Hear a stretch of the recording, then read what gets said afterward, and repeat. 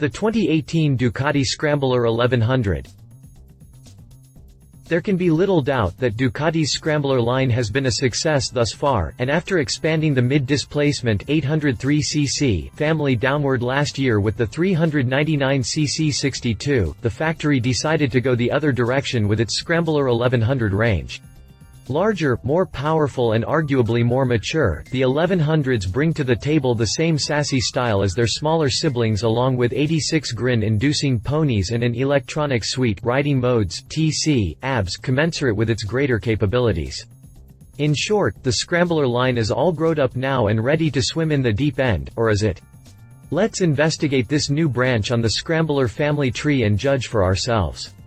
Continue reading for my look at the Ducati Scrambler 1100 and Scrambler 100 Special. Design. Ducati stayed faithful to its original design, and the new 1100 family will be instantly recognizable to fans of the brand. Why is this larger design a gamble? Well, it's like this: the original Scramblers were custom-made in garages and backyards. They were, essentially, standard UJMs with off-road tires and were blank canvases for customizers. But, at the end of the day, they were just big boy toys and little more than homespun enduros. Fast forward to modern times and we find Ducati taking the Scrambler concept to the bank with small to mid-sized powerplants and rather sophomoric equipment choices, which is fine for the entry-level and younger riders. By boosting size, power, displacement and price, Ducati pushes beyond the basic beach cruiser and barhopper to bring some tech and class to what has traditionally been a rather low-tech genre. My question is, how much demand will there be for such a ride? Has the factory gone a bridge too far in trying to milk all it can from its bombshell Scrambler line? Time will tell. Fancy bits aside, the overall look remains relatively faithful to the rest of the family. You can easily see the UJM roots in the stance and rider's triangle with a low jockey footpeg and moderate rise in the handlebar that forms a natural riding position that will feel compact to most but may feel a bit cramped to riders who shop in the big and tall section. Yeah, it may be beefier than its siblings with a bigger engine, but it's still sitting in the mid-range at best. A round headlight can make a visual connection to the old-school Scramblers, but that is only skin-deep since the illumination comes from a set of modern LED projectors. Since the ignition switch comes set in the center top of the headlight, the all-digital instrument cluster comprised of a round face and an oval bar is mounted off-center, both odd and cool. Visually, the fuel tank cover suggests a much larger capacity than the smaller displacement Scramblers, but the 3.96-gallon capacity is only marginally greater across the board. Moving aft, the faux tuck and roll bench seat tows the family line, as does the tucked-under taillight and mudguard plateholder extension that completes the rear coverage where the subframe falls stylishly short. The swoop-a-doop of the exhaust pipes adds an artistic flair to an otherwise mundane component, as do the twin silencers where they come up just under and to the side of the subframe so they stay clear of, well, just about everything. So relax, dear Scrambler fans, Ducati stayed faithful to its original design, and the new 1100 family will be instantly recognizable to fans of the brand. Chassis. The special rolls on wired rims, which look better and perform better than mags once the blacktop turns to earth, so they are a win-win all the way round. Like the rest of the family, the 1100s use a tubular steel trellis frame as the main structure, with a gull-wing, boomerang swing arm to articulate the rear wheel. Not only does this provide the stiffness necessary for the Scrambler's rambunctious riding style, but it adds something to the overall aesthetic, at least to mine eyes.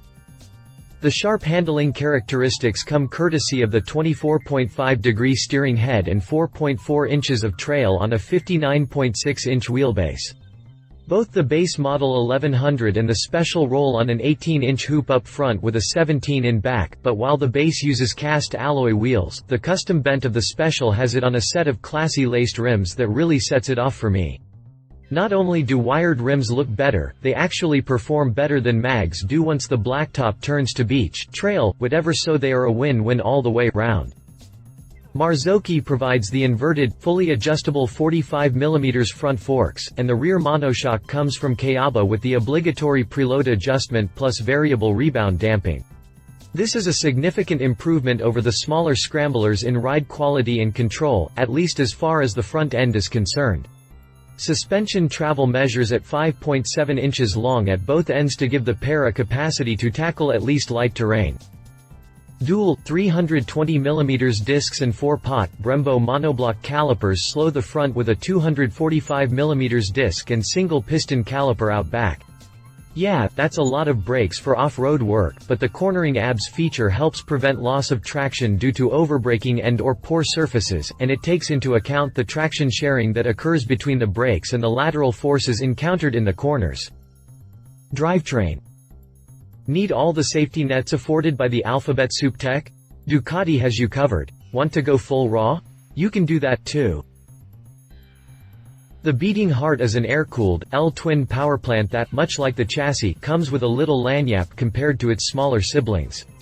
Ducati's traction control system joins the cornering ABS to complete the safety pack, and the RBW throttle control works with the riding modes and power modes features that make the 1100s suitable for a wide range of experience and capability.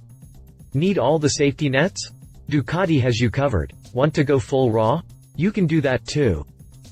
The engine has 86 ponies on tap at the 7,500 revolutions per minute mark with 65 pound-feet of torque at 4,750 revolutions per minute, plenty of power when you decide to get jiggy with it.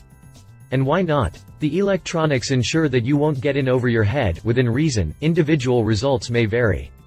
Over square, the plant runs with a 98mm bore and 71mm stroke with an 11:1 compression ratio that, while only moderately high, will still prefer the higher octane ratings. As always, Ducati's signature desmodromic valve train is on the job, timing the two valve heads through the use of a push-open, pull-closed cam system that eliminates valve springs and the harmonics and valve float associated with them. Price. MSRP on the 2018 Scrambler 1100 runs you just a skosh under $13,000, while the 1100 Special adds an additional $1,300 to the bill. MSRP on the 2018 Scrambler 100 runs you just a skosh under $13,000, while the 1100 Special adds an additional $1,300 to the bill. The 1100 is available in shining black and something Ducati calls 62 yellow. The Special comes in custom gray. That's gray with an E, not an A, because, you know, Europe. Competitor. Side by side, Ducati comes off looking much more mature, and likely to appeal to a slightly older, young buyer for more reasons than just its looks. Seems like everyone is jumping on the Scrambler bandwagon to some degree or another, and one of my favorites is the Starbolt-based 950 Seychelles rupees from Yamaha. The SCR is a product of Yamaha's Faster Sons initiative, and it represents a very definite effort to recapture that classic UJM Scrambler appeal. To that end, the SCR sports laced wheels and fork bellows with liberal amounts of blackout throughout the whole bike with an old-school, peanut teardrop tank and a bench seat to finish off the flylines. It's cute, but that's just it, cute in much the same way as Ducati's smaller Scramblers are cute. Side by side, Ducati comes off looking much more mature, and likely to appeal to a slightly older young buyer for more reasons than just its looks. Ducati's advantages become even clearer in the suspension. Yamaha's SCR is pure D vanilla with no answer for Duke's adjustable struts, and no ABS protection either. One thing Yami got right was the shape of the engine. That 942cc V-twin looks nice tucked away in there, but with only 49 ponies at the rear wheel, it leaves the SCR a little lacking, to be kind, not just in power, but in the electronic technomancy department as well. Is that necessarily a bad thing? Well, the Yami will be easier and simpler, less expensive to maintain, and most likely, easier to work on in the driveway if needs be, but herein lies the difference between these two bikes. The Ducati is for a customer base that is willing to pay for something beyond basic transportation, even if the bike itself really is basic transportation. It's built around the idea of a millennial customer base that's looking for something a little more substantial and capable, but with that look we all know and love. Was it fair to pick on the SCR? Maybe not, but this is the world it has to work in now. For the record, most other Scramblers currently on the market will fare just as poorly against the Duck. He said. I like it, but as I've made clear, I'm not sure there's a market for this bike.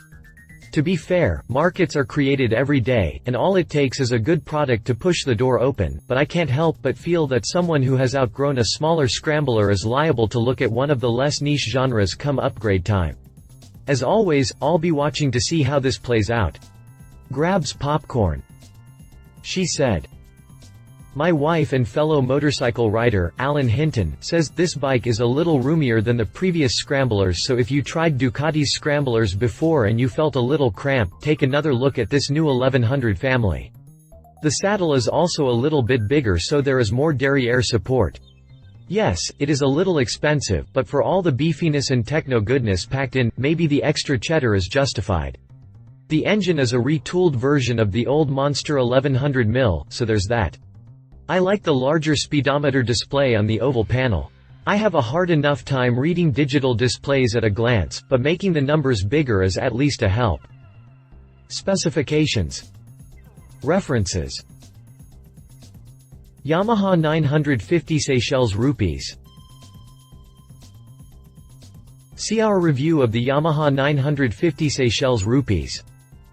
Ducati Scrambler. See our review of the Ducati Scrambler. If you liked this video, please share your thoughts in the comments below and don't forget to hit the subscribe button.